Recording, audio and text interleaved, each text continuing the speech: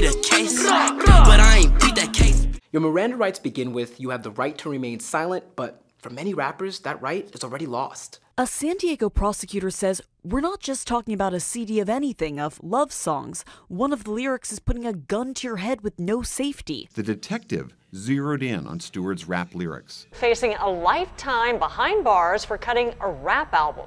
In 2010, Boosie Badass was indicted for first-degree murder, and prosecutors built a case against him using his rap lyrics. Prosecutors say specific Boosie lyrics equal intent. Defense attorneys say it's just a rapper doing his job. Boosie benefited from his fame and great representation, and went on to be acquitted in 2012.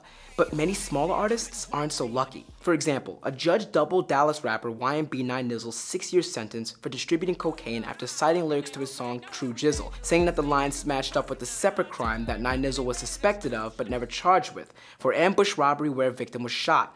Yet these bars, having nothing to do with his original drug case, still affected his prison time. These niggas can't fuck with us. I'm number one. I swear they can't fuck with me. I hear them up in the sleep. Call up the number. I give them a band of piece. Most of these are just average, ordinary, young Black or Latino men. That's Andrea Dennis, a University of Georgia law professor and the author of a 2007 study on the practice of rap lyrics in court cases. In it, she found that, quote, when courts permit the prosecutor to admit rap lyrics as criminal evidence, they allow the government to obtain a stranglehold on the case. These are cases that may include charges of homicide, assault, drug distribution, threats or intimidation. Prosecutors can use lyrics to paint a picture of the defendant and play to jurors' prejudices. This notion that Black men are aggressive and dangerous and hypermasculine and, in short, criminals, bad men. In 9 Nizzle's case, the judge told him that he was, quote, bragging about killing someone, even though it was just a rap lyric. This too falls into a pattern of using racial stereotypes against rappers, like in Devontae Skinner case in 2008. Prosecutors read 13 pages of Skinner's violent, graphic rap lyrics. These were lyrics that had been written months and years before the shooting. Prosecutors read them to show Skinner's alleged propensity for violence. However, hip-hop often relies on bravado, storytelling, and exaggeration, making lyrical evidence questionable at best.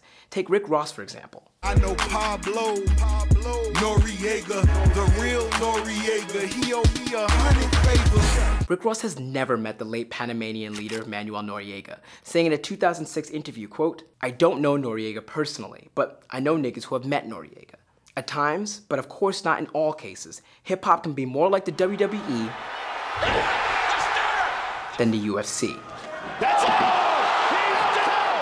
It is very much an industry expectation that the artist is at least trying to maintain an appearance of keeping it real. This disconnect is what causes us to look at the following lyrics differently. But I shot a man in Reno just to watch him die.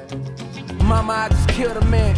My body's still trembling, can you feel my hand? Both J. Cole and the late Johnny Cash are telling stories about murder, yet Cole is probably more likely to have the lyrics used against him in court because hip-hop doesn't get the same level of artistic license as other genres. Some people just take the position that they're just rhymed words over a beat. 3 specific words are what prosecutors hope will link towards Hatch to the alleged killing of Terry Boyd. Those words include 187, Merc, and Cake. Even when the lyrics seemingly line up to the crime, it's not so clear-cut. For example, rapper Tay-K awaits trial in Texas on 2 capital murder charges. Fuck a beat, I was tryna beat a case, but I ain't beat that case, bitch, I did the race. The judge cited his song The Race, recorded and released while on the run from these charges, as a partial reason for denying him bail, and it may not stop there. I wouldn't be surprised if the prosecutor tries to argue that this song is actually an admission or confession to having engaged in particular conduct. Prosecutors often use police officers to explain the lyrics to juries. Prosecutor Dana Cummings presented a Baton Rouge police detective